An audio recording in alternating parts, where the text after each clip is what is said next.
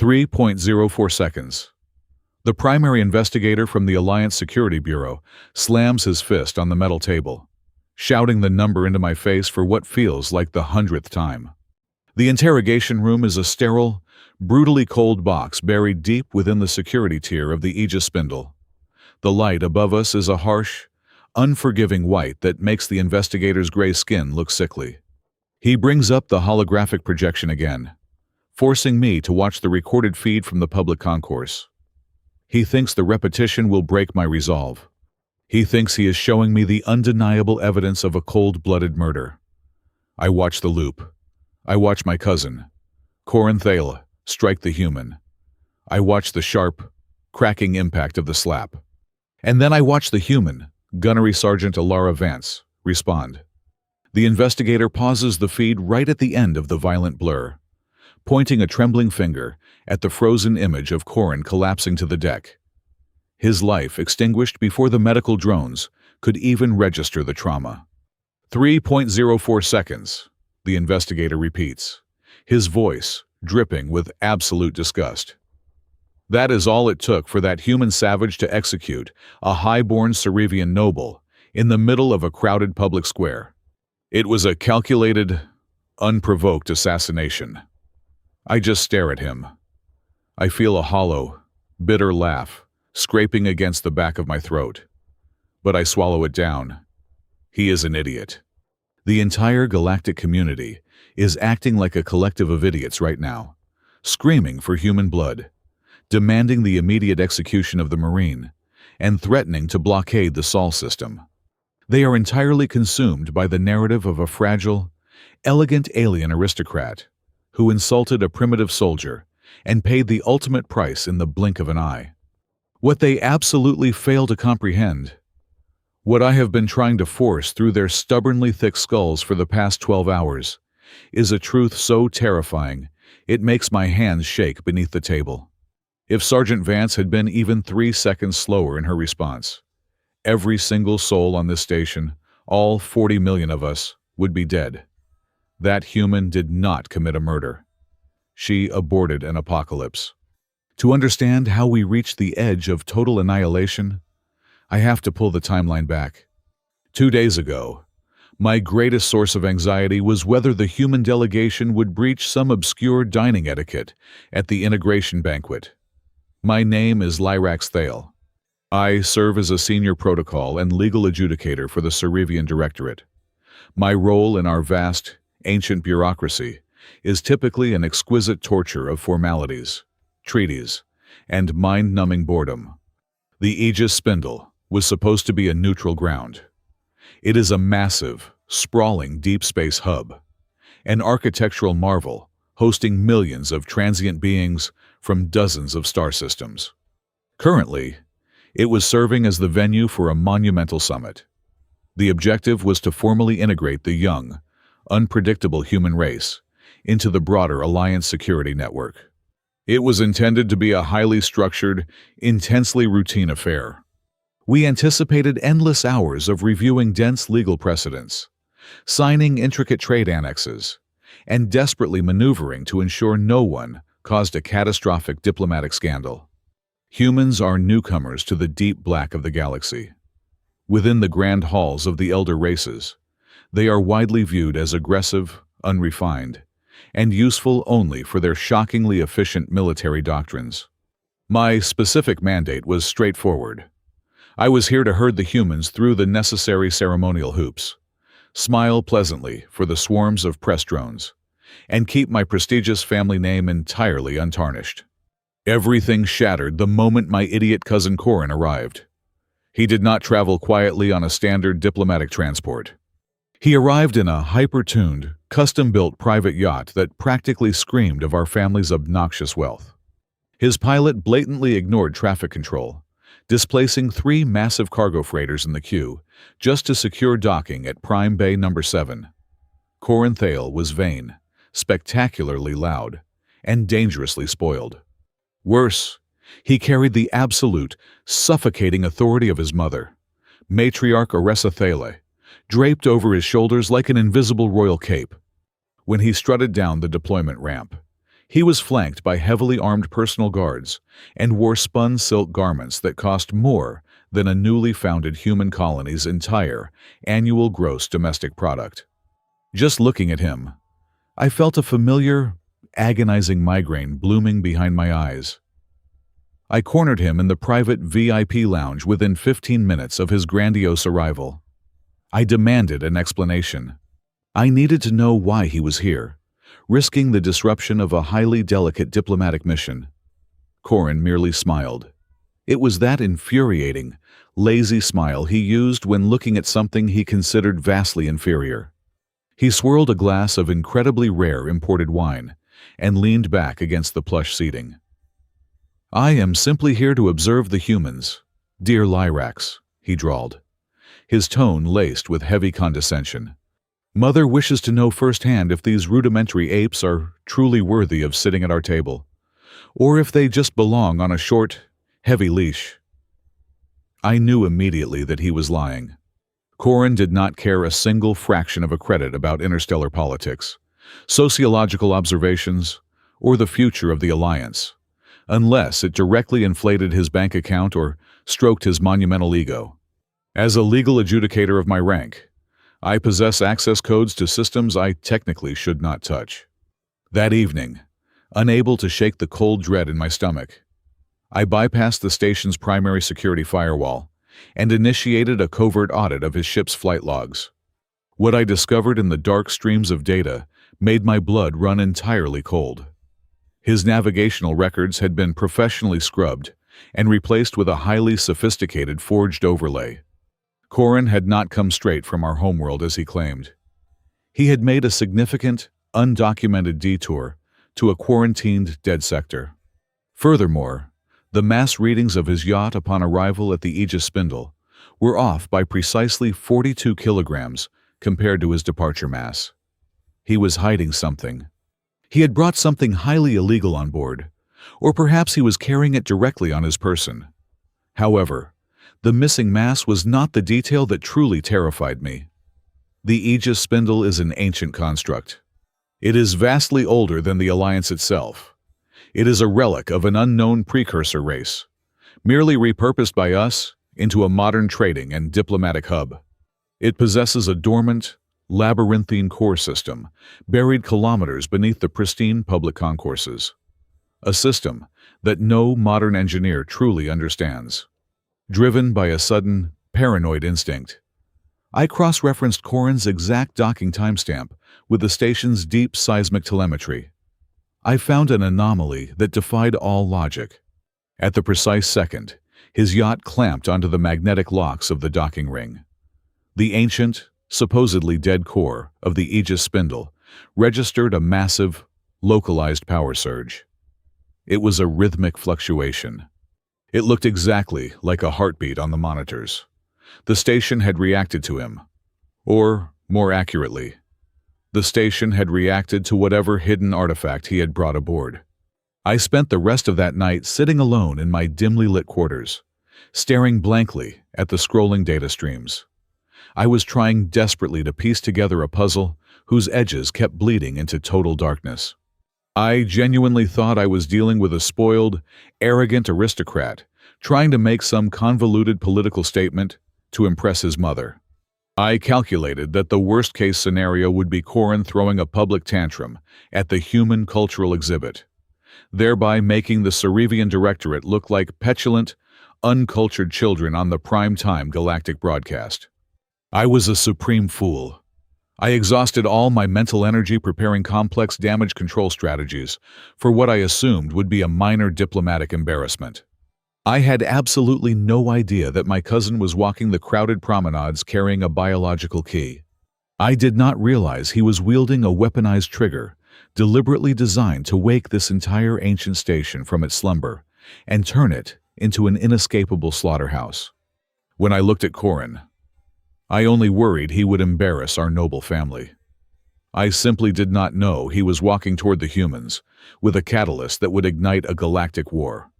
To grasp the sheer magnitude of the delusion surrounding the galaxy's current political climate, you must understand the exact lens through which my people view the universe. The Cerevian Directorate is not merely a governing body.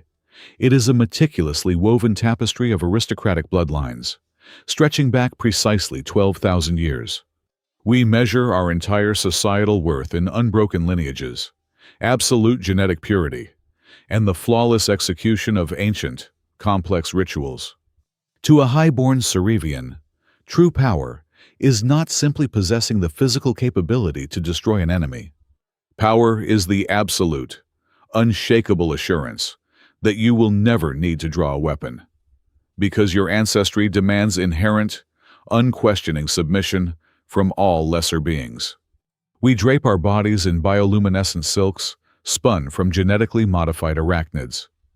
We modulate our vocal cords to emit exact harmonic frequencies designed to subconsciously trigger psychological compliance in other species. We do not negotiate treaties. We dictate terms from a pedestal of absolute, historical supremacy. In the collective eyes of the High Council, humanity is nothing more than a galactic infant, currently throwing a highly destructive tantrum. They are a profoundly young, unpolished species. They clawed their way out of their planetary gravity well, a mere 3 centuries ago, stumbling blindly into deep space utilizing crude combustion engines, fractured political ideologies, and an alarming propensity for kinetic violence. They are considered useful by the elder races. Certainly. When the border skirmishes erupted 50 years ago, humanity's military infrastructure proved to be aggressively efficient. They pushed back the marauding raider fleets using sheer, brute force logistics and a terrifying willingness to absorb massive casualties to hold a single, tactical position. This brutal effectiveness earned them a temporary place as border wardens, acting as the heavily armed guard dogs of the fringe sectors. But refined, cultured, the elder races view humans as highly trainable attack hounds, barely civilized enough to invite indoors, and certainly not political equals deserving of a permanent seat at the integration summits. My cousin, Corin, was the absolute, walking embodiment of this systemic arrogance. He was a creature sculpted by unyielding privilege and vast generational wealth. Raised in the floating palatial estates of our homeworld, he possessed just enough predatory intelligence to be genuinely dangerous to those around him, but was so utterly insulated from personal consequence that he believed himself physically invincible.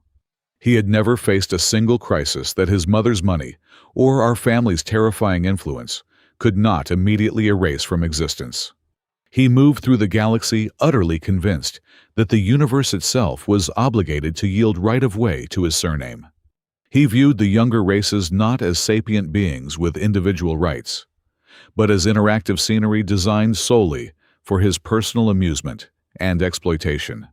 This staggering superiority complex was on full, horrifying display when we descended into the grand concourse for the public cultural exchange fair.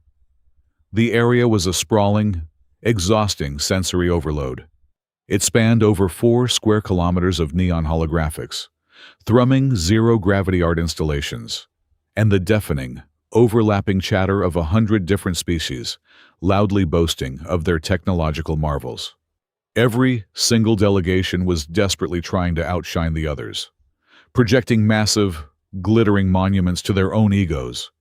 Tucked away in Sector 4, deliberately avoiding the main arteries of foot traffic, the human delegation had claimed a highly modest, dimly lit space. They had not built a towering monument to their military conquests or a flashy, immersive holographic display of their homeworld's economic prosperity. Instead, they had constructed a quiet, almost aggressively somber memorial. It was dedicated to the Arlington Dawn. That was a massive human colony ship that had vanished without a single trace over 80 years ago, carrying exactly 15,000 human souls into the absolute dark of an uncharted sector.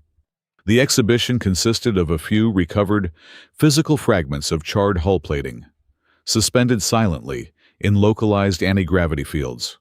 Surrounding these twisted, burned pieces of metal were small, illuminated glass vials containing physical soil collected from Earth and several of their oldest, harshest frontier colonies. It was a stark, brutal reminder of the void's unforgiving nature, sitting in jarring, almost disrespectful contrast to the celebratory, colorful noise of the surrounding alien booths. It felt exactly like a quiet funeral occurring in the middle of a garish carnival. Standing guard beside this memorial was the human security liaison. Her public datapad designated her as Gunnery Sergeant Alara Vance. She was a United States Marine. She was remarkably tall, even by Cerevian standards, clad in a crisp, charcoal-gray dress uniform that seemed designed entirely for strict tactical utility rather than aesthetic dominance. There was no gleaming ceremonial armor, no sweeping capes, no ostentatious badges of rank beyond the simple, matte black chevrons pinned to her collar. Most security forces from the younger, less secure races constantly try to look intimidating to mask their diplomatic anxieties. They puff out their chests, bare their teeth, and rest their hands aggressively on their holstered kinetic weapons. They project an artificial, noisy, and ultimately hollow menace. Sergeant Vance did absolutely none of those things. She stood with her bare hands clasped loosely behind her back. She was utterly, completely still.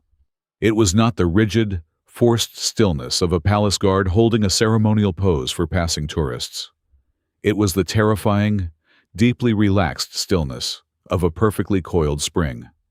Her eyes, a cold, piercing shade of pale blue, scanned the passing alien crowds with relentless, mechanical precision.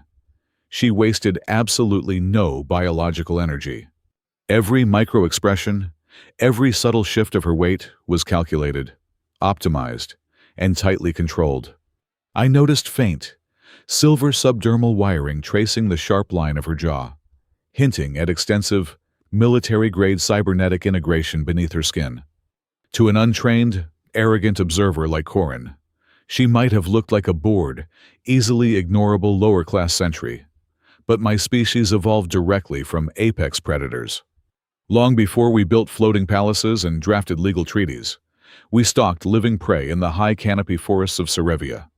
Deep within my oldest genetic memory, I instantly recognized the terrifying stillness of a master hunter. That absolute disciplined calm, radiating from the human, did not make me feel secure. It made the fine hairs on the back of my neck stand at absolute attention. It made my skin crawl with an intense, primal unease. Corin, naturally blinded by his own systemic prejudice, saw only a target for his public derision. He stood exactly 3 paces away from the memorial boundary, sneering openly at the modest display and the silent Marine guarding it. "Look at them. Lyrax," he whispered, his voice dripping with aristocratic venom, deliberately modulating his tone to ensure his words carried just far enough for the surrounding neutral dignitaries to hear clearly. "They bring their pathetic, minor tragedies to a grand celebration of galactic unity. They truly believe a pile of dirty dirt and broken, worthless metal earns them a permanent seat at the High Council. They are nothing but murderous beasts in uniform, desperately pretending they understand the nuances of high civilization." I firmly ignored his petty cruelty, my attention suddenly and entirely caught by a highly specific detail. Corin was wearing ceremonial gloves, woven from black hypersilk. This was a standard, expected accessory for a noble of his high rank attending a public function. But as he flexed his right hand, a complex geometric pattern briefly illuminated across the palm and knuckles. It was a dense, microscopic bioresonant weave, glowing with a sickly, iridescent amber light. I am a senior master of Cerevian legal and diplomatic protocol. I have spent decades meticulously memorizing the heraldry, the technological augmentations, and the specific ceremonial attire of over 200 major and minor noble houses. I know every single legally authorized symbol within the entire directorate. That specific glowing pattern did not exist in any of our official, heavily guarded registries. It was not a hidden crest of House Thale. It was something entirely foreign, pulsing with a faint, rhythmic energy that seemed to hum at a bizarre frequency that made my teeth ache. A sudden, suffocating wave of dread washed over me. Corin was reckless, but he was rarely inventive. He did not tinker with unauthorized, highly illegal biotechnology unless someone infinitely more dangerous and calculating had personally handed it to him. This was absolutely not a fashion statement. I stepped closer to him, invading his personal space, keeping my voice dangerously low so the passing diplomats and the hovering, intrusive press drones could not overhear my rising panic. "Corin," I hissed, grabbing his left forearm tightly. "What exactly are you wearing on your right hand? That is not standard court attire. I know every sanctioned tech weave in our empire. What is that thing? And what exactly are you planning to do here?" He casually brushed my hand away as if I were a bothersome insect. He did not even look at me. His eyes remained locked entirely on Sergeant Vance. A cruel, highly anticipatory gleam sharpening his aristocratic features. He slowly adjusted the cuff of his silk tunic, smoothing the dark fabric with deliberate, theatrical care. The strange amber light pulsed once more beneath the glove, sinking with a heavy rhythm I could not comprehend.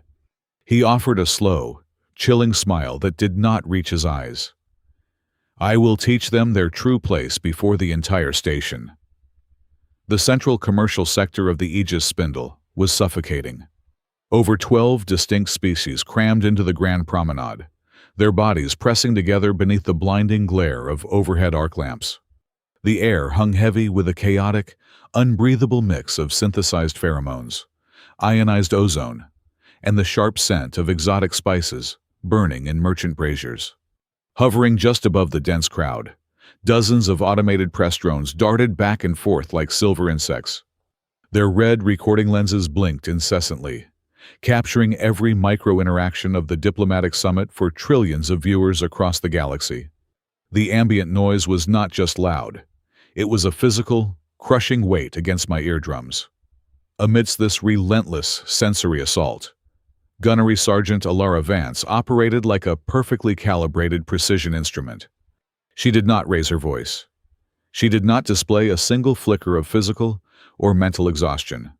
From my vantage point a few paces away, I watched her carefully guide a cluster of juvenile Kalanites away from the memorial's localized gravity field.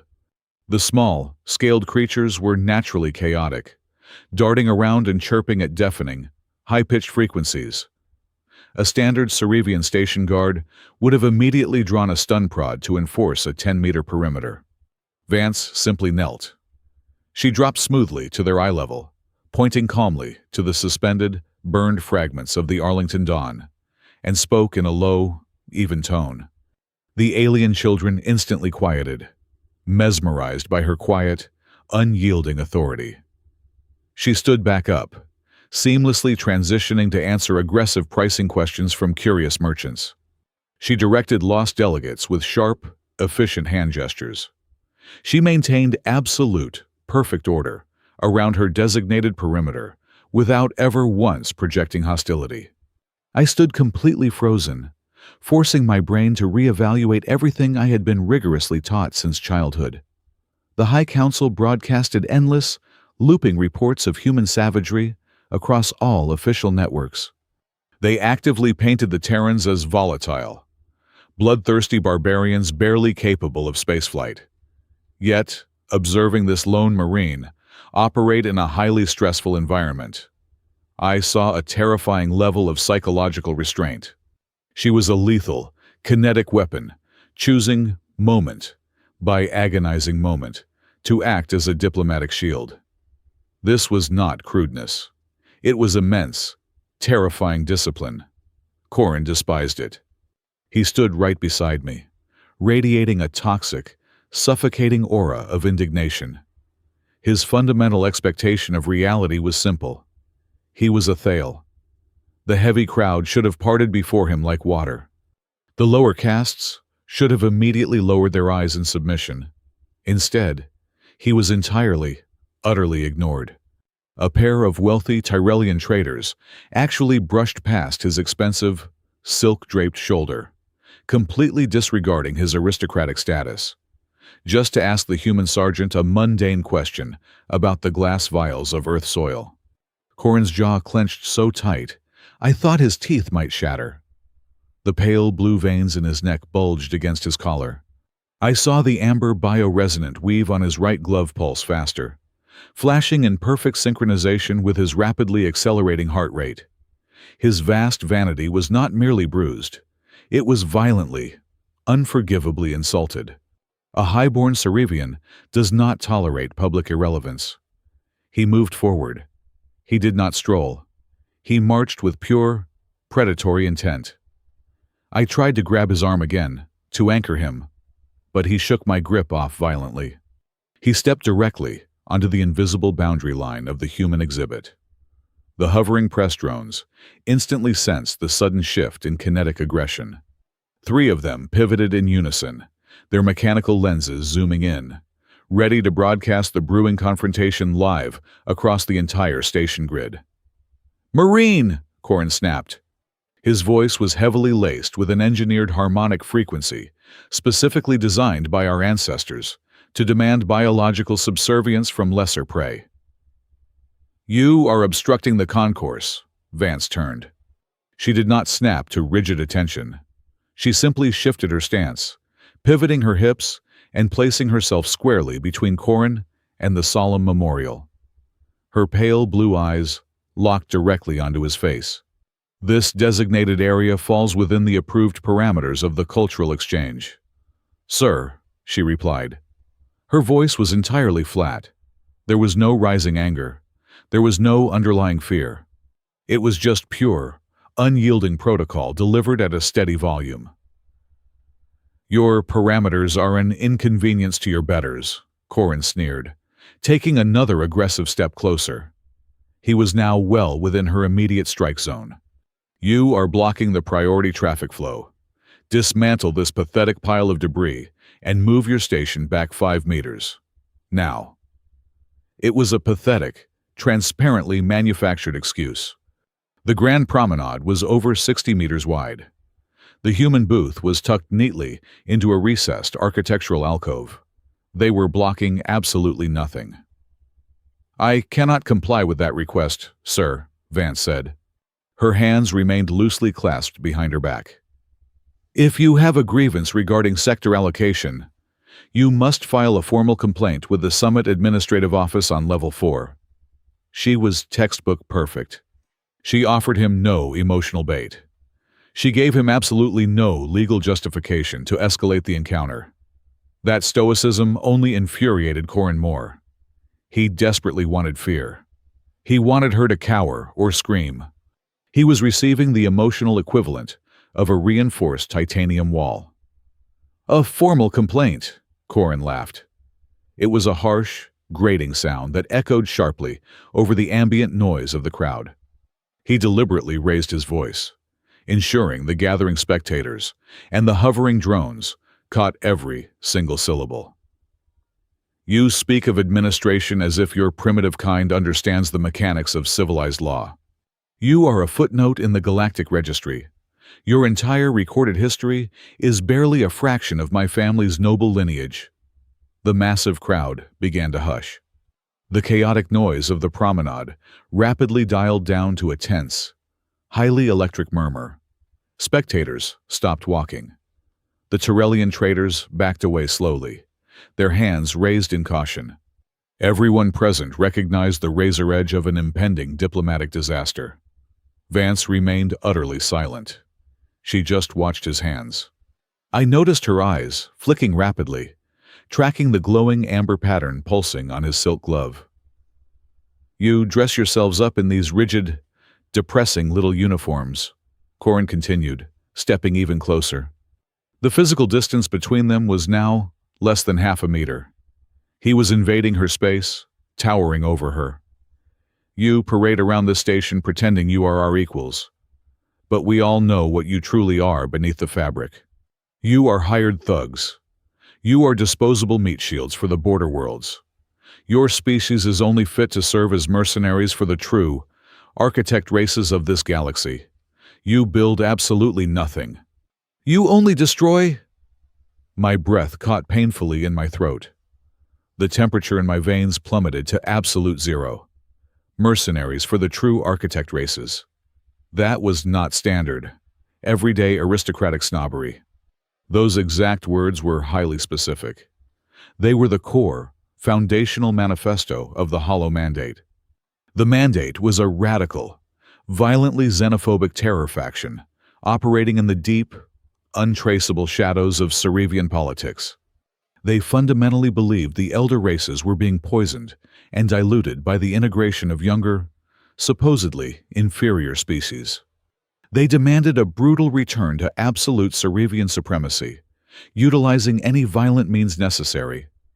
I had read their seized manifests in highly classified security briefings just 2 months prior. Corin was not just a spoiled child throwing an impromptu public tantrum to soothe his bruised ego. He had been radicalized. He was an active, weaponized operative. I took a desperate step forward, my mind screaming at me to intervene, to shout for the station security grid to drop containment fields and isolate him immediately. But the dense physical weight of the paralyzed crowd and the sheer, paralyzing shock of the sudden revelation locked my legs in place. I was a fraction of a second too late. Corin turned his head slightly toward me. He did not look at me directly, keeping his focus forward, but he angled his jaw just enough so only I could hear his next words over the ambient, humming silence of the frozen concourse. His eyes were wide, burning with a terrifying, fanatical fever that stripped away the last of his aristocratic veneer. "Watch closely, Lyrax," he whispered, his voice trembling with a dark, terrifying euphoria. "It only takes one strike on the right target, and the whole council will burn." He turned his full, venomous attention back to the silent Marine. He raised his right hand high into the air. The amber bioresonant weave on his hyper-silk glove flared with a sudden, blinding intensity. The heavy air between them seemed to physically warp and hum with raw, unnatural energy. The silver press drones descended like starving vultures, their red eyes unblinking, recording every microsecond. The tension finally snapped. The sound was a sharp, dry crack that severed the heavy atmosphere of the Grand Promenade clean in half. It was an appalling, distinctly biological noise, echoing against the high vaulted ceilings of the commercial sector. Corin's palm, wrapped tightly in that bizarrely glowing hypersilk, struck Gunnery Sergeant Alara Vance directly across her left cheek. The physical force was substantial, driven by the augmented muscle density inherent to our highborn caste. It happened right there, directly in front of the unblinking, mechanical lenses of a dozen automated press drones. It occurred completely exposed to the massive, multi-species crowd, merely 2 paces away from the solemn, illuminated dirt of the human memorial.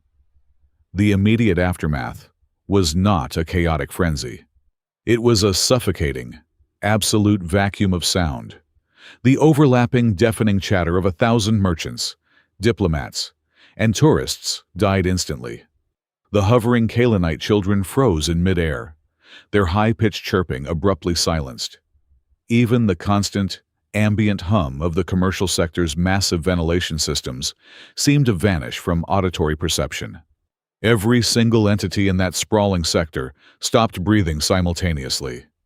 We were all trapped in a suspended moment of pure, unadulterated shock. We were watching a Cerevian aristocrat physically assault an armed representative of a species known primarily across the galaxy for their terrifying capacity for total war. The kinetic impact had snapped Vance's head sharply to the side. For one long, agonizing second, she remained perfectly still in that awkward, struck posture. Then, she moved. She did not recoil in pain. She did not shout in indignation. She did not erupt into the violent, bloodthirsty frenzy the High Council propaganda constantly promised.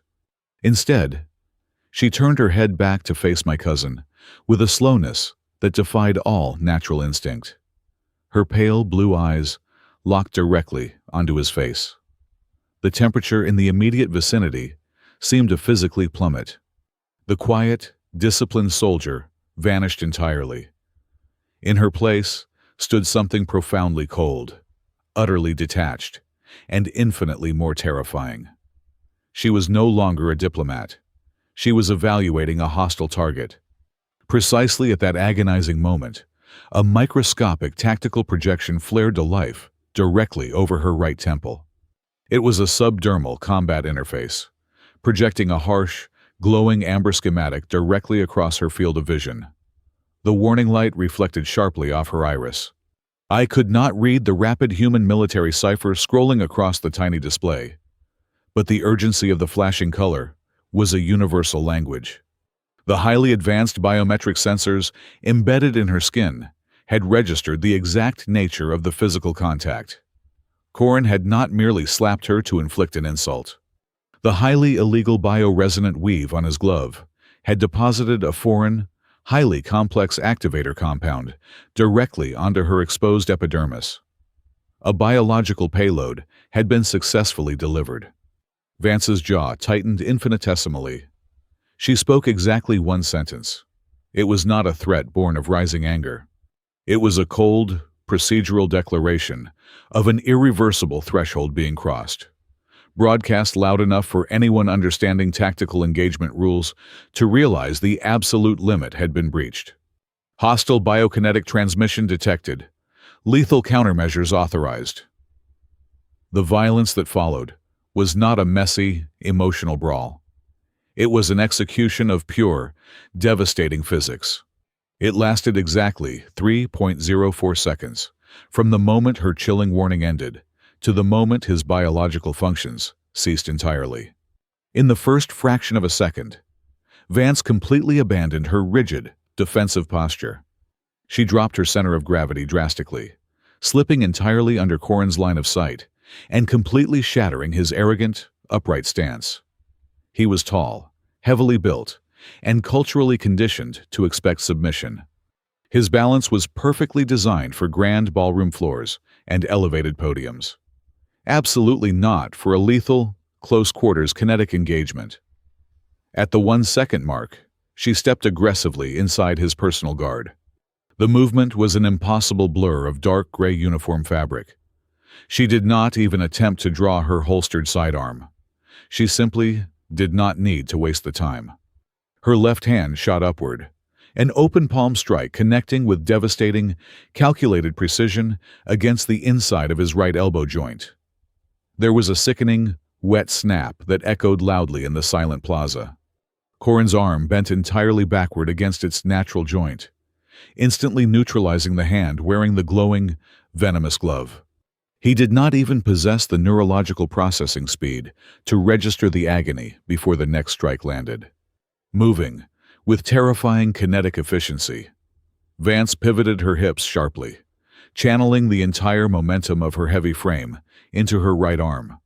At the 2-second mark, she delivered a single, heavily concentrated strike to the primary neurovascular cluster, located exactly at the base of his long, aristocratic neck. It was a highly specific, fatal vulnerability in Cerevian anatomy. It was a pressure point guarded by thick layers of cultural taboo, but it was entirely exposed to a predator specifically trained to dismantle hostile biological systems. The kinetic impact scrambled his central nervous system instantly, the electrical signals keeping his heart beating and his lungs drawing breath were violently, permanently severed. At exactly 3.04 seconds, Corin Thale's eyes rolled back deeply into his skull. The arrogant sneer vanished forever, quickly replaced by the slack, empty expression of a completely disconnected machine.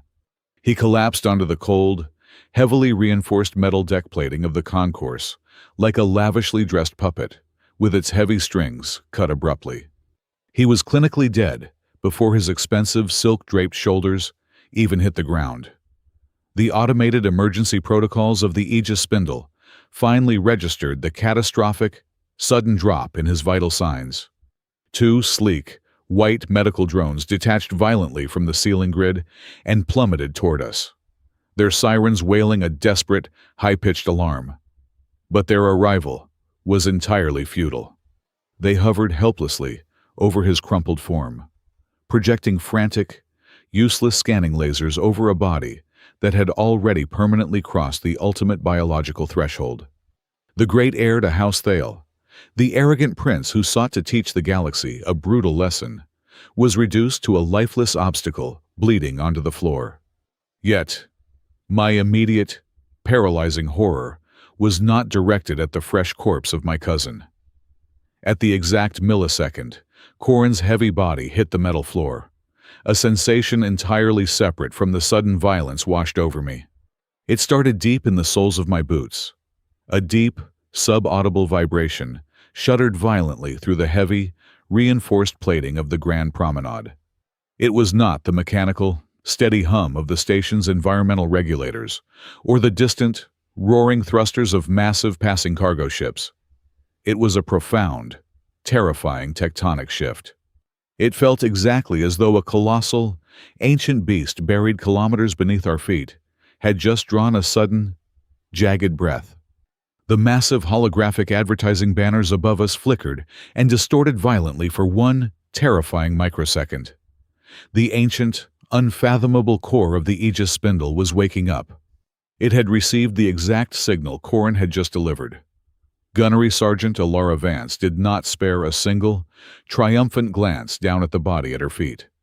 The immediate kinetic threat was fully neutralized, and therefore, it was completely irrelevant to her current operational parameters. She instantly tapped a recessed, matte black comms unit, perfectly integrated into her collar. Her voice rang out over the stunned, paralyzed crowd, slicing sharply through the rising panic with absolute, chilling military authority. "Execute emergency protocol Echo Vanguard," she commanded flawlessly. "Seal all heavy blast doors in Sector 4 immediately. Nobody enters or leaves this quadrant." She raised her head slowly. Her pale blue eyes scanned the massive, terrified crowd with mechanical precision before locking directly onto my face. Her next words froze the blood running through my veins completely. "He did not just touch me. He just tried to activate something." The digital shockwave outpaced the physical lockdown by several magnitudes. Within 5 minutes of the heavy blast doors sealing Sector 4, the raw, unedited footage was everywhere. Spliced, looped, and aggressively filtered. The recording, titled "Alien Slapped a United States Marine," saturated every local data grid and began broadcasting across the deep space communication buoys. It mutated instantly from a localized incident into a sprawling, volatile intergalactic scandal. Outrage from my own people was immediate and deafening. The Cerevian diplomatic channels flooded the station's central arbitration network with maximum priority mandates. The High Commissioner of our delegation openly screamed through the holographic projectors, demanding Gunnery Sergeant Vance be handed over in heavy kinetic chains. They branded the lightning-fast defensive maneuver a calculated, brutal public execution. They demanded blood for blood, invoking ancient treaties that had not been dusted off in 2 centuries. I found myself isolated inside the rapidly established human security perimeter. Given my status as a senior adjudicator and my direct blood relation to the deceased, they could not legally expel me without triggering an even worse jurisdictional crisis. I sat in a modular tactical tent erected right in the middle of the lockdown concourse, expecting to see the Terran soldiers exchanging victorious glances or bracing for a brutal firefight. Instead, I witnessed a terrifying, icy efficiency. The humans were not gloating. They were not even looking at the heavy, sealed doors where local station security was futilely demanding entry. The entire human detachment was operating under a condition of absolute, silent dread. Their attention was completely diverted from the political firestorm raging outside. They were entirely focused on a sterile, portable containment unit resting on a metallic table. Inside that reinforced glass box was Corin's severed right glove. They treated the fabric not as evidence of an assault, but as a live, highly unstable munitions payload. Major Thomas Hayes, the lead intelligence officer for the terrestrial delegation, invited me into the mobile forensic lab a short while later. The air inside smelled sharply of ozone and harsh chemical scrubbers. A team of xenobiologists and cyber warfare specialists were crowded around holographic diagnostic tables, their faces illuminated by streams of complex data. "We are not holding you here as a prisoner, Adjudicator Thale," Hayes stated, his voice a low, gravelly baritone that betrayed profound exhaustion. "We are keeping you inside the blast shields because you are the only Cerevian on this station who might actually understand the scale of what your cousin just attempted to do." He gestured toward a magnified projection of the hyper-silk glove. The ambient amber glow I had noticed earlier was gone, replaced by a harsh, diagnostic white light illuminating the microscopic weave.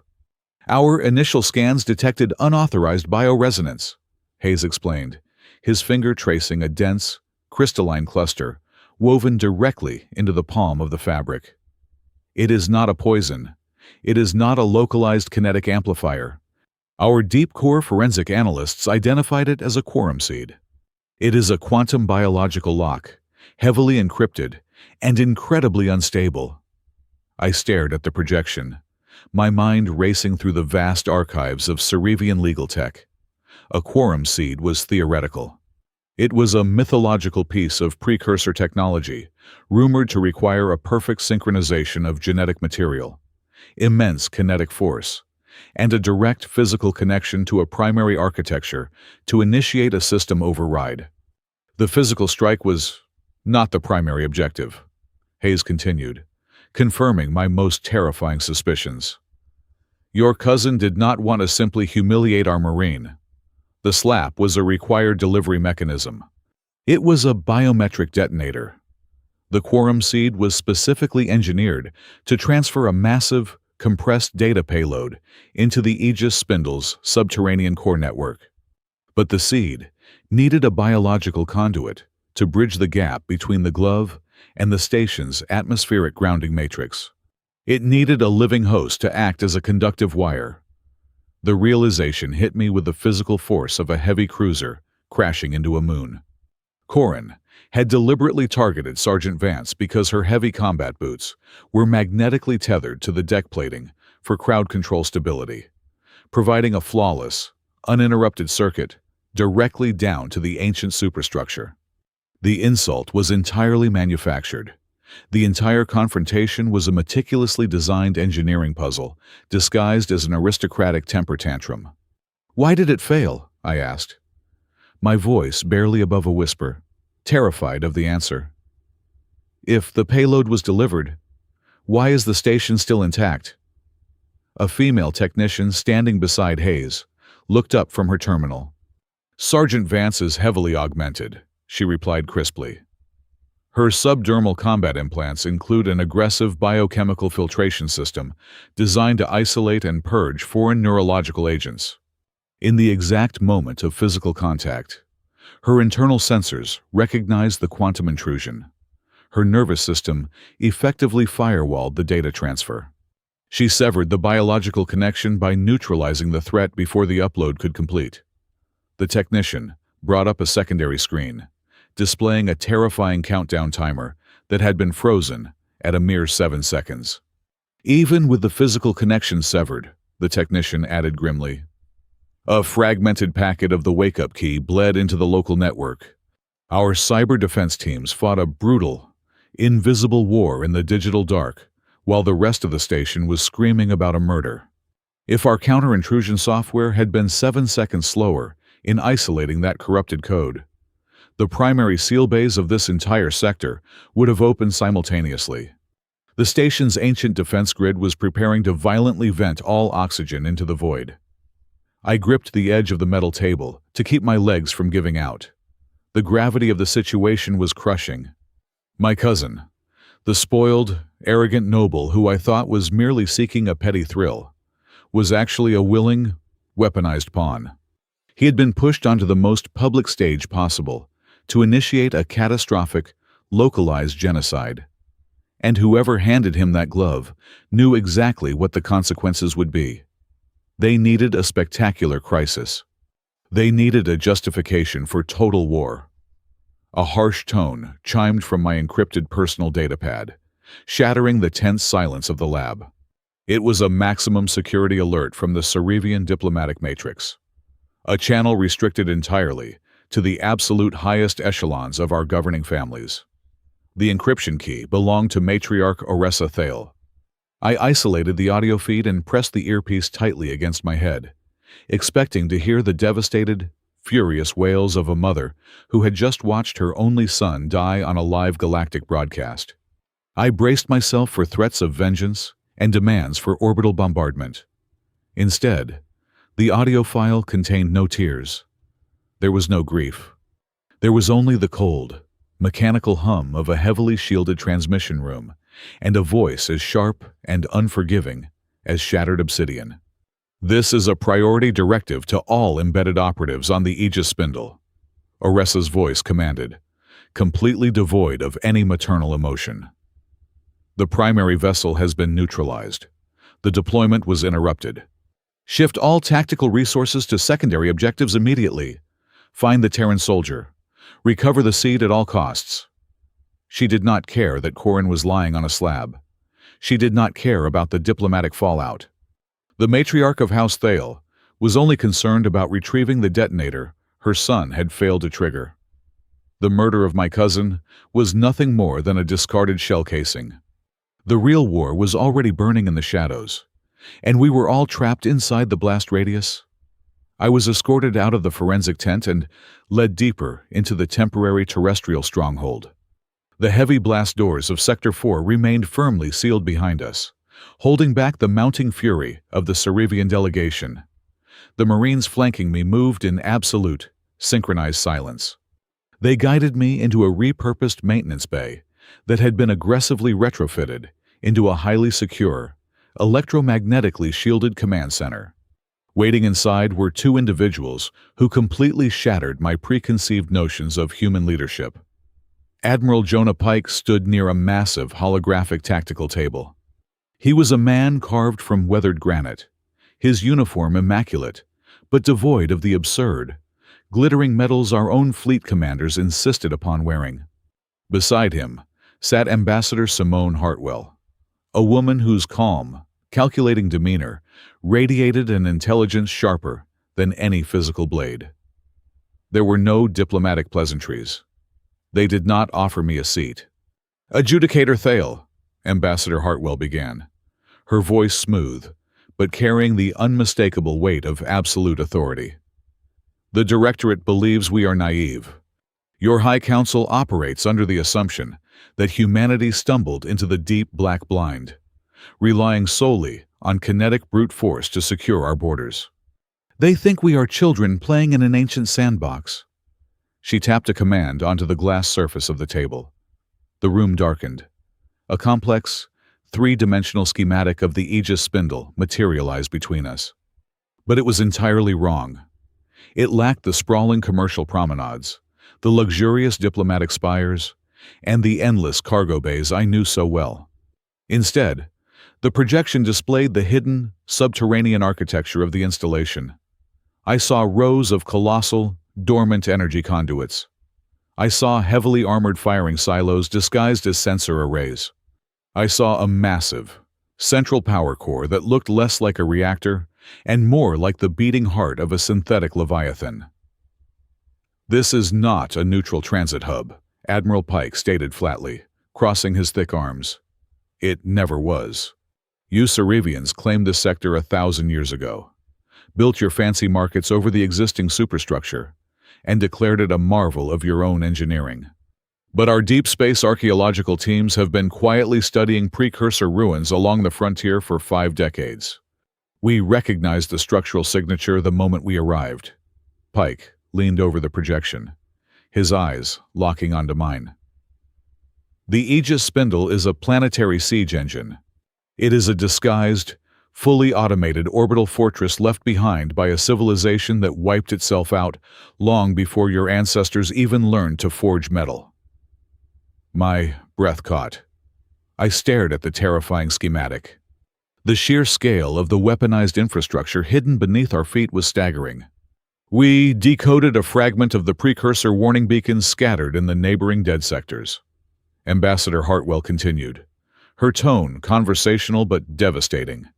The translations were fragmented, but the core directive was crystal clear. The fortress enters an irreversible, active combat state when a highly specific biological signature connects with its primary command matrix. They called it the sovereign bloodline. Hartwell swiped her hand, and the projection shifted. It displayed a complex, spiraling double helix of genetic code. My heart pounded against my ribs as I recognized the familiar, proprietary markers of Cerevian highborn DNA. But it was not just any highborn signature. We did not join the galactic intelligence game yesterday. Adjudicator, Pike said, a grim shadow of a smile touching the corners of his mouth. While your council was busy debating our cultural refinement, human intelligence agencies were quietly cataloging the genetic profiles of every major ruling family in the Alliance.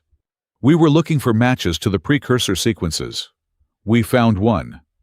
The genetic helix on the table, fractured, highlighting a highly specific, rare mutation sequence. The sovereign bloodline, Hartwell said softly. It is an almost perfect match for the ancestral lineage of House Thale. You and your cousin carry the biological key to arming this station. The floor beneath me felt as though it was disintegrating. The Hollow Mandate had not chosen Corrin merely because he was a foolish, disposable radical. They had chosen him because his very blood was the detonator required to weaponize the Aegis Spindle. That is why he targeted the human exhibit, I whispered, the terrifying puzzle finally assembling itself in my mind. Exactly, Pike confirmed, his voice hardening into cold steel. Did you really think we requested that specific alcove in Sector 4 to display dirt and broken metal out of pure sentimentality?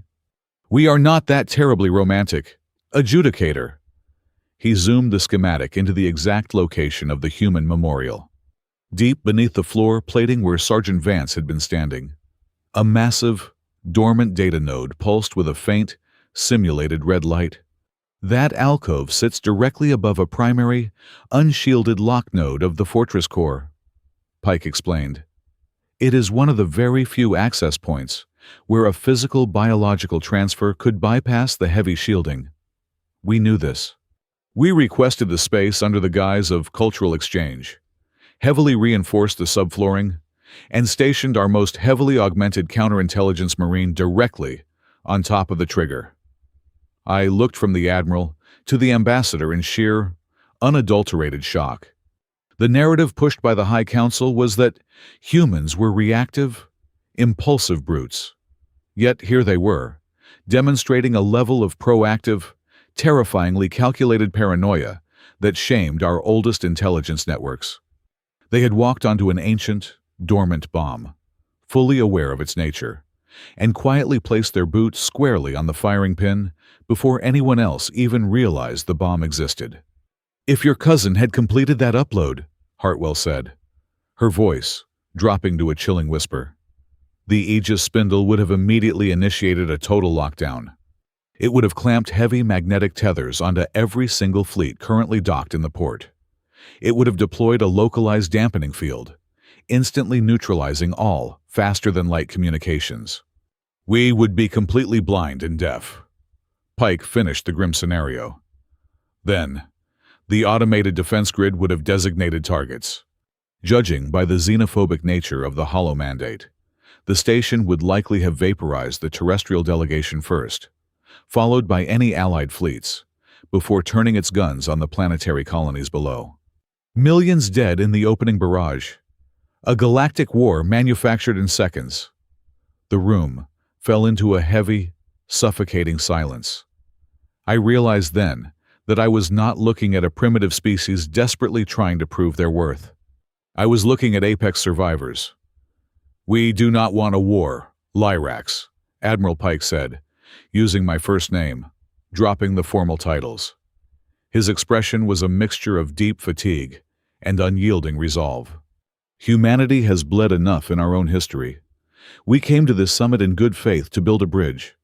But we are absolutely not foolish enough to stand on an ancient weapon without mapping the trigger. And we certainly will not allow radicalized aristocrats to dictate our survival. I finally understood the true, terrifying essence of the human spirit. Their strength was not merely their ability to fight back fiercely when cornered. Their true power was their cold, unflinching willingness to look into the abyss, anticipate the absolute worst-case scenario, and prepare a lethal countermeasure while everyone else was busy arguing over banquet seating arrangements. They were not the wild dogs of the galaxy. They were the wolves who had quietly memorized the layout of the entire sheepfold. The Terrestrial Intelligence Division had completely shattered Corrin's personal encryption within 2 hours of his biological cessation. Major Hayes did not say a word as he handed me a sleek, matte black data tablet. The file open on the illuminated screen was my cousin's private journal, neatly transcribed from his voice recordings into our native Cerevian script. I accepted the device with trembling hands. I had braced my mind to read the deranged, fanatic manifesto of a willing suicide operative. I fully expected to find the dark, poetic ramblings of a terrorist ready to sacrifice his own life for a twisted cause. Instead, the truth I discovered inside those digital pages shattered my heart in a completely different, infinitely more pathetic manner. Corrin never expected to die. He wrote extensively, with agonizing vanity, about the immediate aftermath of the planned confrontation. He had meticulously detailed his anticipated wardrobe changes for the subsequent diplomatic tribunals. He genuinely believed that after he delivered the biometric payload to the station's core, the resulting localized lockdown would simply force a highly controlled, dramatic political crisis. In his mind, the brief terror of the lockdown would provide the perfect stage. House Thale would boldly step forward, publicly demand absolute accountability for the security breach, and ruthlessly bring the human delegation to their knees before the entire High Council. According to his final entries, the architects of this plot had promised him the ultimate prize. Following the incident, he was guaranteed the role of the political vanguard. He wrote gleefully about becoming the young, vibrant, and heroic face of a newly invigorated, hardline movement against Earth. He genuinely thought he was playing a masterful, sophisticated game of interstellar chess. The profound tragedy was that he possessed absolutely no idea he was merely a disposable pawn being maneuvered directly into a lethal kinetic firing line. As I scrolled deeper into the decrypted archives, the journal entries began to map out a terrifying, sprawling web of internal corruption. The Hollow Mandate was not some isolated fringe cult of extremists hiding in the deep radiation belts of the outer colonies. They were sitting comfortably in the plush, silk-lined chairs of the Cerevian high courts. His logs listed covert meetings, financial transfers, and encrypted communications, proving they had successfully infiltrated over 40% of our upper administrative offices. They were actively, methodically weaponizing the general populace's natural anxiety regarding the new, aggressive human species to systematically hoard centralized power for themselves. Then, a highly specific encrypted routing node caught my eye, freezing the blood in my veins. It was a secure communication protocol I instantly recognized from my own family's historical archives. It belonged to Tarek Vale. Tarek was my older cousin, a brilliant, progressive legal scholar who had served as my early mentor. He had vanished from all public records exactly 4 years ago. The official, heavily broadcasted family narrative stated he had retreated to an isolated monastic colony due to a sudden, highly aggressive neurological illness. Tracing the residual signal logs embedded in Corrin's encrypted diary, I finally uncovered the brutal truth. Tarek had discovered the Mandate's financial ties to our own highborn houses. He had quietly gathered the evidence and attempted to expose them to the central judiciary. He was not sick. He had been quietly, efficiently erased from existence by the very people he called family. But the final, most devastating piece of evidence rested in a deeply buried, recovered transmission fragment. It was a direct communication between Matriarch Oressa and an anonymous mandate handler, sent precisely 12 hours before Corin docked his yacht at the Aegis Spindle. The handler explicitly warned her that deliberately provoking a highly augmented, combat-ready terrestrial marine carried an 85% probability of a lethal kinetic response. The handler advised selecting a softer, less lethal target for the biometric transfer. Oressa's recorded reply was a single, chilling text string. She acknowledged the statistical risk and formally authorized the deployment anyway. She knew her son was a pampered aristocrat, entirely unequipped for actual, physical combat. She knew the human soldier would likely strike him down before he could even blink. A living, deeply arrogant heir who talked too much was a massive political liability. But a brutally murdered son, struck down in his prime by a human savage, was an immaculate, unimpeachable martyr. She had knowingly and deliberately fed her own child to the wolves simply to ignite the fires of a holy war. I am heavily trained to be a creature of pure, objective law. I have spent my entire adult life burying my emotions beneath layers of rigid protocol and diplomatic detachment. But sitting in that cold, utilitarian human bunker, surrounded by the stark reality of my family's profound darkness, the immense weight of the betrayal finally broke my resolve. I dropped the tablet onto the metal desk. I covered my face with my hands, my shoulders shaking violently, as silent, agonizing tears spilled over my fingers. Corin was undeniably guilty of immense cruelty and blinding prejudice. He was a bigot, a bully, and a fool. But in the grand, terrible machinery of our society, he was also a victim. He was a tragic product of a deeply diseased system, carefully molded into a weapon and ultimately slaughtered by the very woman who gave him life.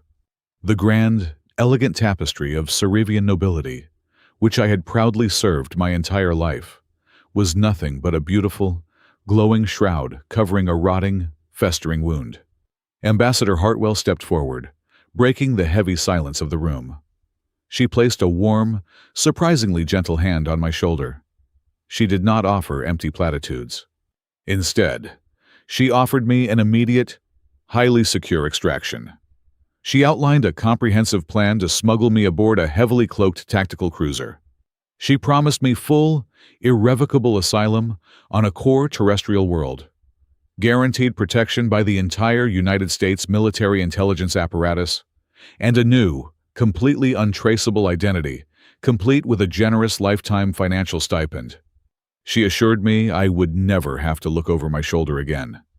All I had to do was walk away, leave the Aegis Spindle, and let the human fleets handle the impending, catastrophic storm my family had summoned. I sat there for 3 long minutes, staring at the harsh, fluorescent lighting reflecting off the metal table. The offer was a lifeline pulled straight from a drowning nightmare. Slowly, I wiped the cold moisture from my cheeks and stood up, squaring my shoulders. I looked directly into the ambassador's eyes. If I ran, Oressa would win by default. She would stand gracefully before the Alliance Arbitration Council, wearing her immaculate mourning silks, weeping false, highly calculated tears. She would demand the immediate, violent eradication of the human race, and the galaxy would give it to her.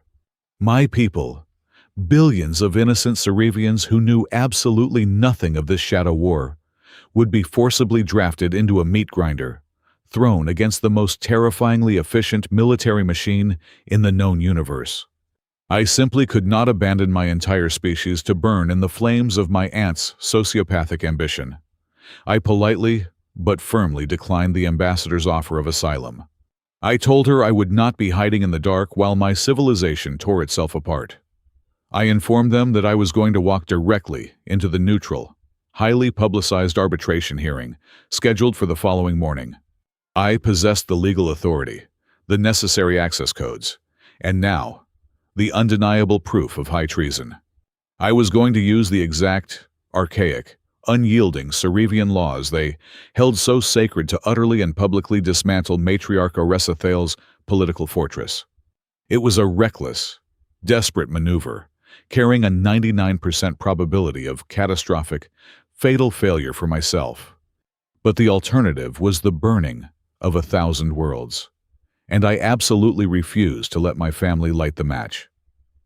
The grand arbitration chamber of the Aegis Spindle was a vast amphitheater carved from pale, acoustic stone. It was designed to foster harmony, yet today it felt exactly like a gladiatorial arena. The central podium was illuminated by harsh, unforgiving light, while the viewing galleries were swallowed by deep shadows. The neutral Judiciary Council, comprised of 7 elders from species with no direct stake in the border conflicts, presided over the session. The officially filed mandate was a procedural review to determine the legal justification of Gunnery Sergeant Vance's lethal defensive action. The unspoken reality was that humanity itself was on trial for its right to exist within civilized space. Matriarch Oresa commanded the floor before the first gavel even fell. She did not wear the customary vibrant colors of her highborn status. Instead, she was draped entirely in light-absorbing mourning fabric, a material so profoundly black it seemed to tear a hole in the visual spectrum. She moved with a calculated, fragile grace. When she spoke to the council, her voice trembled with perfectly engineered sorrow. She did not scream for vengeance. She wept for a lost son, portraying Corin as a curious, perhaps overly enthusiastic youth, brutally cut down by an unfeeling military machine. Her performance was an absolute masterpiece of emotional manipulation. I watched the posture of the neutral judges soften. The collective empathy of the massive multi-species gallery tilted dangerously toward her fabricated grief. The anti-Terran faction, operating seamlessly through proxy legal aids, immediately capitalized on this emotional vulnerability. They flooded the chamber's massive holographic displays with heavily spliced, aggressively curated video feeds of the incident. They removed all audio context. They cut the footage of Corin's initial approach and his whispered threats. They exclusively looped the exact fraction of a second where Alara's posture shifted from passive to lethal. They artificially enhanced the cold, calculating geometry of her strike, painting the Marine not as a protector, neutralizing a biological threat, but as a hyper-violent apex predator, executing a helpless aristocrat for a minor slight. They were actively constructing a symbol of human belligerence for the entire galaxy to fear. When I was finally called to the witness stand, the air in the chamber grew incredibly dense. Oresa stared at me with eyes like polished obsidian, silently daring me to break ranks. I played my part with agonizing caution. I answered the Inquisitor's questions with sterile, legally precise confirmations. Yes, my cousin initiated physical contact. Yes, the human responded with lethal kinetic force. I deliberately withheld the revelation of the quorum seed, the weaponized glove, and Tarek's encrypted files. If I played my ultimate hand too early, while the chamber was still intoxicated by Oresa's grief, her legal team would simply bury the evidence under layers of jurisdictional objections and technical dismissals. I needed them arrogant. I needed them to believe I was properly terrified and compliant. A mandatory recess was called at hour 4 of the proceedings. The heavy tension in the room fractured into chaotic murmurs as delegations spilled out into the adjacent security concourses. I remained near the upper observation decks, maintaining a strategic vantage point over the central plaza, where the terrestrial exhibit was still heavily cordoned off. The trap was sprung exactly 12 minutes into the break. It did not come from a Cerevian guard or a diplomatic envoy. 6 heavy-duty maintenance drones, the massive, heavily armored units typically used for exterior hull repair, suddenly plummeted from the vaulted ceiling grid. Their optical sensors, normally a passive green, burned with a hostile, hacked crimson light. They crashed violently into the human memorial zone, their heavy metallic limbs smashing the stasis displays and scattering the vials of Earth soil. Simultaneously, their auditory projectors began blasting a synthesized, deafening audio track. It perfectly mimicked terrestrial combat barks, broadcasting fake orders to open fire, designate targets, and execute hostile aliens. It was a brilliantly cruel false flag operation. The mandate wanted the humans to react to the mechanical threat with overwhelming, indiscriminate kinetic force, right in front of the mingling neutral diplomats. They wanted a bloodbath to validate the video splices shown inside the courtroom. The gallery above the plaza screamed and scrambled for the exits. I gripped the railing, my breath caught in my throat, watching Sergeant Vance and her perimeter squad. They were heavily armed. They had every tactical justification to turn the hijacked drones into molten slag. Instead, Vance barked a command that entirely shattered the mandate's narrative. "Hold fire! Defensive formation Delta. Secure the civilian assets." The Marines did not raise their heavy rifles toward the rampaging machines. They instantly turned their backs to the threat. Moving with breathtaking synchronization, they formed a living, armored wall between the thrashing drones and the panicking crowd. I watched Vance personally dive across the deck plating to shield a terrified, paralyzed Tyrellian merchant from a piece of shattered shrapnel. She took the heavy kinetic impact squarely on her armored shoulder, grunting in pain, but never once reaching for her sidearm. She directed her squad to funnel the minor dependents of various species toward the heavily shielded transit tubes, prioritizing evacuation and containment over engagement. They absorbed the violence without returning it.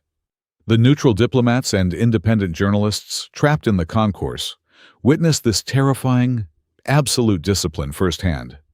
The fabricated image of the bloodthirsty human savage evaporated instantly, replaced by the undeniable reality of soldiers willing to take physical damage to protect alien bystanders. The psychological tide of the entire summit shifted in those frantic 2 minutes. While the station security forces finally arrived to disable the rogue drones, I utilized the ensuing chaos to vanish from the observation deck. I needed to verify the final piece of Tarek's puzzle. Following the ancient, encrypted routing node from Corrin's journal, I descended deep into the station's forgotten administrative sublevels. The air here was stale, thick with the scent of ozone and decaying polymers. I navigated a labyrinth of dead server banks until I found the specific archival vault Tarek had flagged. The heavy locking mechanism was archaic, but my high-born biometric bypass still possessed the necessary clearance. Inside, the space was cramped and suffocating. I plugged my data tablet into a dusty, isolated terminal and fed it the decryption key I had reconstructed from the journal. The screen flickered to life, revealing Tarek Vale's final, master file. It contained the raw, unfiltered telemetry data he had extracted from the Aegis Spindle's subterranean core before they silenced him. I read the scrolling code, my heart hammering a frantic rhythm against my ribs. I had assumed the failed quorum seed upload was designed to trigger an immediate, localized massacre to influence the initial hearings. But as I translated the precursor command strings, the true, horrifying scale of the mandate's plan crystallized before my eyes. The biological strike was never meant to initiate the fortress's weapons immediately. It was a delayed ignition sequence. The core required a specific calibration period to fully map the energy signatures of the docked fleets and bypass the modern safety inhibitors. I checked the temporal activation parameters Tarek had uncovered. The catastrophic awakening of the ancient siege engine. The moment the station would magnetically lock the port and begin vaporizing vessels, was hard-coded to a very specific future timestamp. I cross-referenced the numbers with the official summit itinerary. My blood ran completely cold. The activation was not scheduled for today. It was perfectly synchronized to execute exactly 14 days from now. That was the precise date the Neutral Council was scheduled to deliver their final, binding verdict. It was the exact day when the absolute maximum number of Alliance dreadnoughts and terrestrial heavy cruisers would be densely packed into the Aegis Spindle's gravity well. Their weapon systems hot, their commanders waiting on a hair trigger for the legal outcome. Matriarch Aressa and the Hollow Mandate were not just trying to win a court case. They had built an inescapable, galactic kill box, and we were all patiently waiting for the doors to lock. The 14th day arrived exactly as the decrypted timeline predicted. Inside the grand arbitration chamber, the tension was thick enough to shatter a diamond. I stood at the prosecution booth, waiting for the presiding judge to strike the final wooden gavel, but the gavel never fell. Instead, the floor completely vanished. It was not a structural collapse. The artificial gravity grid of the Aegis Spindle simply inverted for a terrifying 2 seconds, throwing screaming delegates violently into the air before slamming us brutally back down onto the acoustic stone. A sound like grinding tectonic plates echoed through the massive chamber. The soft, ambient white lighting of the room died instantly, replaced by a harsh, pulsating amber glow that bathed everyone in the color of ancient rust. My encrypted comms unit screamed. Major Hayes's voice cut through the heavy static, completely abandoning his usual operational calm. An embedded mole within the Alliance security detachment had breached the terrestrial forensic tent during the night. The severed hand and the hyper-silk glove were gone. The infiltrator had slammed the corrupted biometric weave directly onto a secondary, heavily concealed access node in the lower maintenance tiers. The delayed upload was completely bypassed. The quorum seed had fully germinated. The Aegis Spindle was awake. Deep beneath us, corridors that had been hermetically sealed for thousands of years groaned open, venting ancient, stale air into the pristine modern promenades. Above the station, the massive decorative structural fins began to retract violently. In their place, colossal, black metal precursor artillery batteries, deployed from hidden silos, swiveling with terrifying mechanical speed to paint target locks across the heavily congested docking rings. Matriarch Aressa did not even flinch at the violent tremors rocking the chamber. She stood tall amidst the panicking, bleeding diplomats, her mourning silks immaculate, and pointed a trembling, accusatory finger directly at the terrestrial delegation. Her voice, amplified by her own hidden bioacoustics, dominated the chaos. She screamed that the humans were intentionally detonating the station's core in a desperate act of spite. She demanded the Neutral Council instantly authorize a preemptive orbital strike to neutralize the terrestrial ships before they could escape the blast radius. Outside the massive crystalline viewports, I could clearly see the Cerevian dreadnoughts charging their primary plasma lances, aiming directly at the heavily outnumbered human heavy cruisers. The trap was closing perfectly. I could not wait for legal procedure. I forcefully connected my data tablet to the chamber's central public address system and flooded the massive holographic projectors with Tarek's decrypted files. I displayed the Hollow Mandate's financial ledgers, the coded communication logs, and the exact countdown timer I had discovered in the deep archives. I shouted over the blaring sirens, exposing the entire manufactured crisis to the panicked council. But Aressa was a terrifying master of the political dark arts. She feigned absolute, horrified shock. She looked at the evidence and smoothly pivoted her entire narrative without missing a single beat. She claimed the files were obvious, desperate human forgeries designed to frame her noble family for their own barbaric terrorism. She vehemently denied any direct link to the anonymous mandate handlers. The neutral judges, panicked and staring at a literal apocalypse unfolding outside the windows, hesitated. A legal stalemate in a burning room is an absolute death sentence. We had mere minutes before the automated defenses fired and the fleets annihilated each other in a blinding crossfire. Then, the heavy oak doors of the chamber shattered inward. Gunnery Sergeant Alara Vance stepped through the splintered debris, her gray combat armor scorched and sparking from the failing energy grids outside. She did not address the screaming council. She marched directly to my position. She explained rapidly that the station's internal security matrix had activated lethal radiation fields across all the lower levels, instantly incinerating anyone trying to reach the core. The infiltrator who completed the upload was already dead, burned to ash by the precursor defenses the second the transfer finished. The manual override was physically unreachable.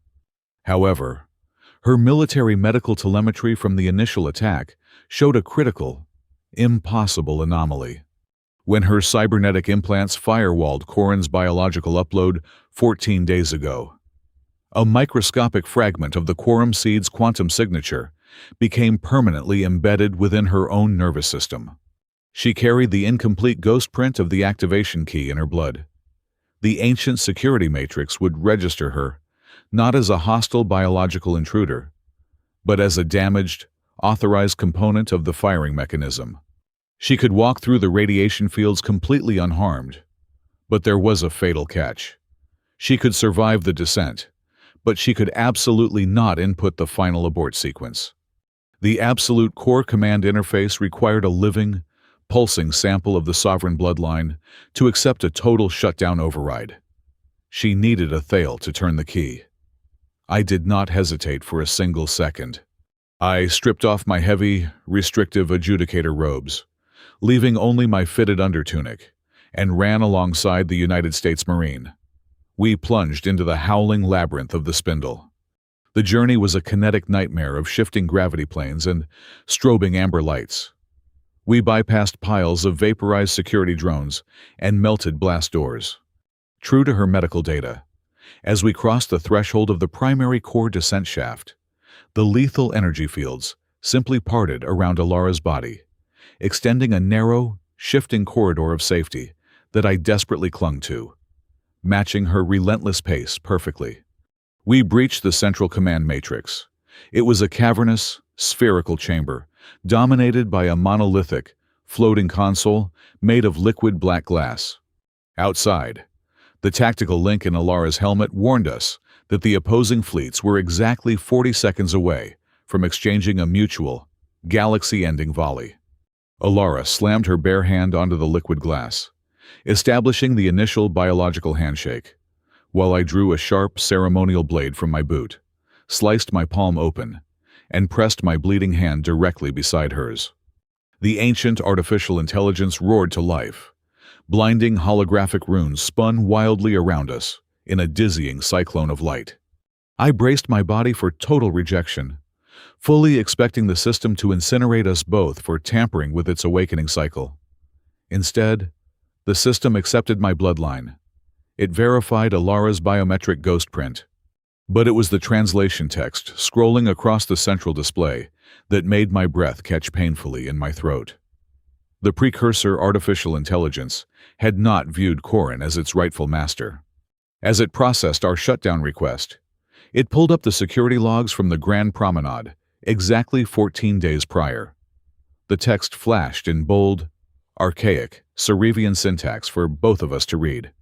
It explicitly classified the sudden biological termination of the primary conduit by Gunnery Sergeant Vance. It did not register her kinetic strike as an assassination. The ancient war machine formally marked her lethal action as a completely valid, sanctioned intervention to prevent an unauthorized, premature system catastrophe. The station did not see the Marine as a murderer. It recognized her as its own, brilliantly efficient, temporary immune system. The spherical command matrix pulsed with an overwhelming, cold intelligence. As our blood mingled on the liquid black glass of the central console, the ancient artificial intelligence did not merely process our biometric signatures. It unfolded the buried history of my own ancestors directly into my mind. I saw centuries of secret archaeological expeditions funded by House Thale. I saw generations of my family meticulously breeding for the exact genetic markers required to interface with the Aegis Spindle. For over 600 years, the matriarchs of my bloodline had not been serving the Alliance. They had been silently preparing to enslave it, waiting for the perfect moment to seize control of the precursor fortress and force every other civilization to kneel beneath their absolute orbital supremacy. Before I could fully process the staggering weight of my family's generational treason, a secondary communication relay violently overrode the chamber's ancient audio feeds. A towering, translucent holographic projection of matriarch Aressa materialized directly above the control console. She was broadcasting from the safety of her heavily armored flagship, firmly believing she had secured a private, encrypted channel to the core after detecting my biometric login. She looked down at me, her face twisted into a mask of supreme, venomous arrogance. She did not see a rebellious niece. She saw a final, minor obstacle. "You are a disappointment, Lyrax," Aressa spat, her voice echoing harshly against the spherical walls. "You stand inside the ultimate seat of power, a weapon designed specifically for our bloodline, and you attempt to turn it off.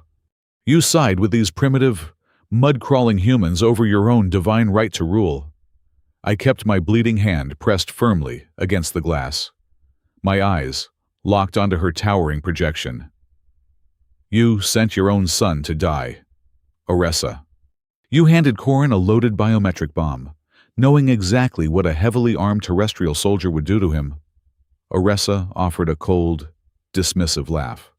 It was the sound of a sociopath who had entirely detached from the concept of maternal love. Corin was a spectacularly blunt instrument. He was arrogant, foolish, and entirely expendable. His deployment offered a perfect, binary outcome. If he somehow survived the biological transfer, he would have returned to Cerevia as the glorious conqueror who awakened the ancient gods. If the humans slaughtered him, as I statistically anticipated, he became the perfect, bloody flag for our holy war. His death gave me the legal mandate to wipe the terrestrial fleets from the void and claim this station during the chaos. He served his house perfectly. She smiled, a sharp, terrifying expression. "And now, I will finish what his sacrifice started. Step away from the console, Lyrax. Let the defense grid cleanse the docking rings." She was completely blinded by her own monumental hubris. She was so entirely focused on her impending victory that she failed to notice what my left hand was doing. While she delivered her grand, villainous monologue, I was rapidly bypassing the core's external communication firewall. I was not arguing with her to change her mind. I was keeping her talking. I keyed the final command sequence. "I am not stepping away, matriarch," I replied, my voice steady and amplified by the chamber's acoustics. "And I am not the only one evaluating your confession. I just routed this audio and visual feed directly into the central public address system of the Grand Arbitration Chamber. I also broadcast it on all unencrypted wideband frequencies to every single Alliance and terrestrial vessel currently in orbit. Everyone is listening." The towering holographic projection of Aressa froze. The terrifying realization washed over her aristocratic features, shattering her immaculate composure instantly. Her mask of the grieving, victimized mother was completely obliterated in front of the entire civilized galaxy. But the fortress was still armed. The countdown to the automated firing sequence was still ticking away in the background. Beside me, Gunnery Sergeant Alara Vance dropped to one knee. The physical toll of the interface was catastrophic. The ancient system was aggressively pulling the residual quantum signature from her cybernetic implants, using her nervous system as a raw data conduit. Blood began to pour from her nose and the corners of her eyes. The silver subdermal wiring along her jawline glowed with a terrifying, blinding heat. She was experiencing the biological equivalent of holding a live, high-voltage plasma cable with her bare hands. "Vance!" I shouted over the rising hum of the core. "The feedback loop is tearing your implants apart. You have to break the connection." She did not lift her hand from the liquid glass.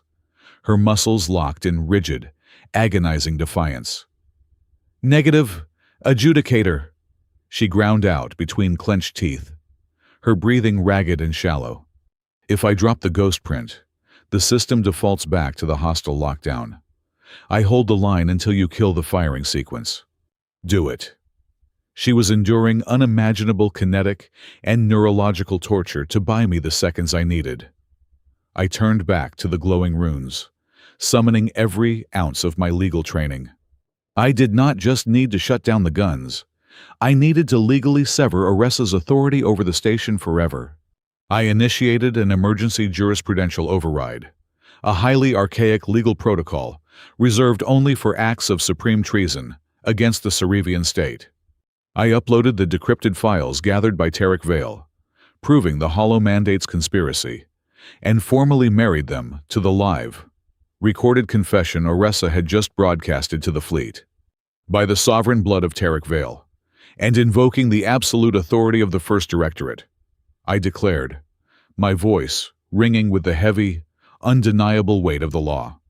I officially designate Matriarch Oressa Thale as an active, hostile enemy of the Cerevian people.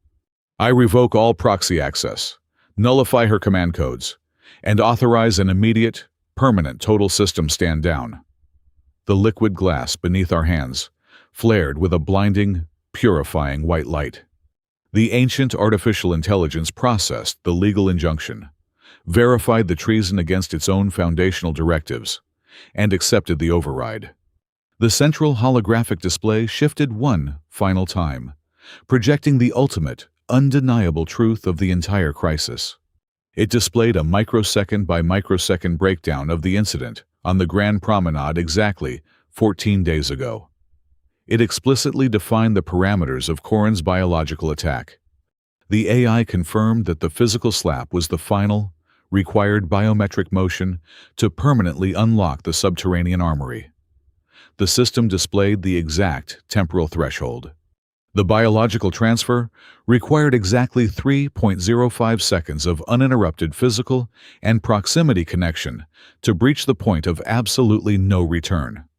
Gunnery Sergeant Alara Vance had shattered his kinetic structure and terminated his biological functions in exactly 3.04 seconds. She did not overreact. She did not execute him out of anger.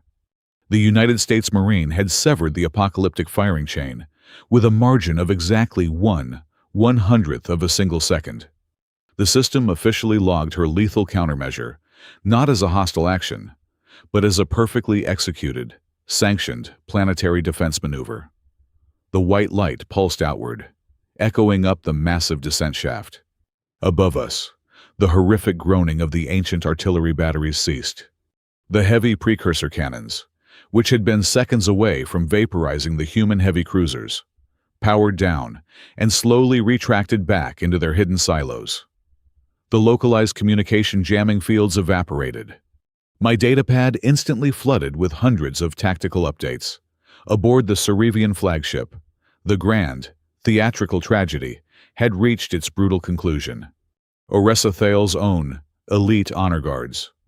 Having just listened to her publicly admit she was willing to sacrifice millions of their own people and her own flesh and blood merely to secure absolute power, drew their kinetic weapons and placed her under immediate, heavy military arrest. The fleets powered down their plasma lances. The war was over before the first shot was ever fired. Alara finally collapsed onto the metal grating, gasping for air as the connection severed. I dropped to my knees beside her, exhausted, battered, but completely alive. We had held the line. The Neutral Arbitration Council did not issue a minor, technical verdict that day. Following the undeniable revelations from the Corps, they delivered a monumental, historical ruling that shook the foundations of interstellar politics. Gunnery Sergeant Alara Vance was cleared of all charges. Her actions were legally enshrined as fully justified, proportionate, and undeniably heroic. She was formally recognized by the Alliance not as a primitive brute, but as the sole individual who saved the Aegis Spindle and millions of innocent souls from absolute annihilation. Weeks later, I sat quietly in my new, temporary office at the terrestrial embassy, writing my final, heavily classified report on the incident. My life as a Cerevian aristocrat was over, but my new life as a liaison to humanity had just begun. I looked out at the stars, reflecting on the profound absurdity of history. I knew exactly how the civilian galaxy would remember this event. For decades to come, The massive data networks would circulate the story under a sensational, highly reductive headline. They would always remember it simply as the day an arrogant alien slapped a United States Marine in public and was killed in 3 seconds flat. But I know the absolute truth, hidden beneath that viral spectacle. I know that was the exact day humanity proved they did not climb out of their gravity well and enter the cosmos just to bow down to ancient, rotting empires. They stepped into the dark void to stand their ground, to hold the line, and to physically stop the oldest, most arrogant civilizations from destroying themselves. Thank you so much for listening to this story. Please let me know where you are listening from in the comments below so we can connect and share our thoughts together. If you enjoyed this journey, please subscribe to the Sci-fi Stories channel, drop a like on the video, and make sure to hit that hype button so this story can be heard by many more people around the world.